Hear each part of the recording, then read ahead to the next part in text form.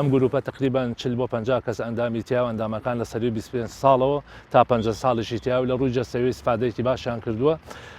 20 دقیقەمە تقریبان ئەو تەمرینانەی هەمانە 2 سعات کاتەکانی ئەو 2 سعاتە چەند وەرشێکی تیاکەن وەکو متاوەلەکردن وەکو تەمرینی شیدی وەکو زیاتر تەمرینی جەستەیی بۆی زیاتر هیلاک بوون و استفادەی لێ بکەن.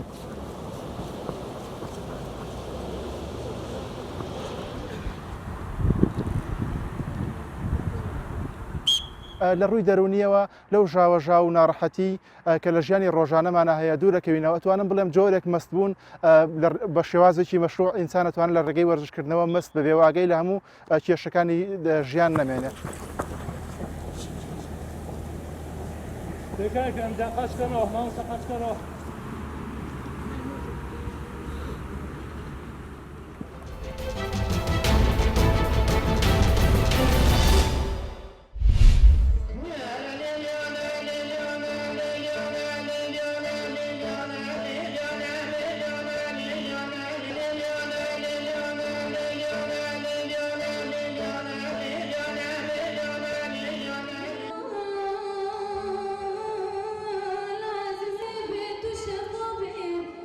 بدر که هر پنجشنبه شبیر بویرنگی چه ببین نه دنیا زبستانه هم دندری سالن دست بکن دم پیش تا مثلا بهار دا عمل در واج دست بکن و هر جاری که و میوانین و شبیر که هبن طبعا سه دنگ بیجن ما و هالبستان و شبیر که برای دخن و پروژه برای دخن و هر جاری و میوانه وان هبن.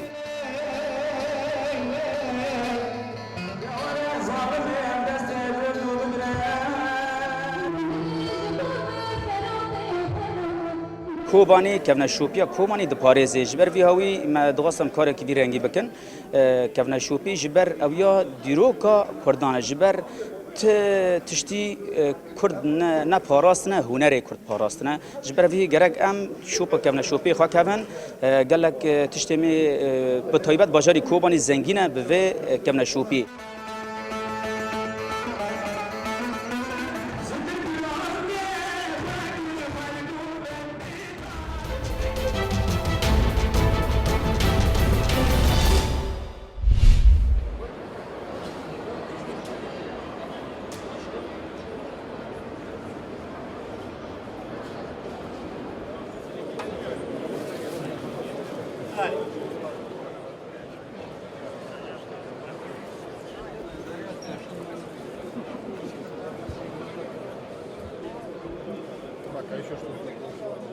Мы представляем охотничьи товары, которые косвенно или прямо относятся к охоте, либо помогают в охоте.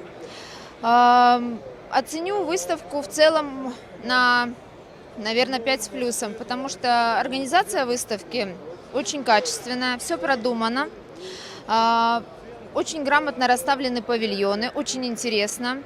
Продукция между собой не пересекается. Самый ходовой. И пауэрбанк, и телефоны. Они 70-76. Сайга, какая сайга?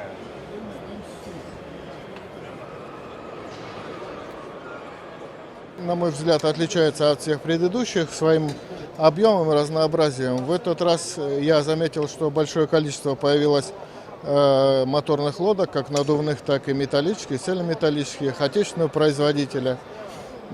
Появилось значительное количество.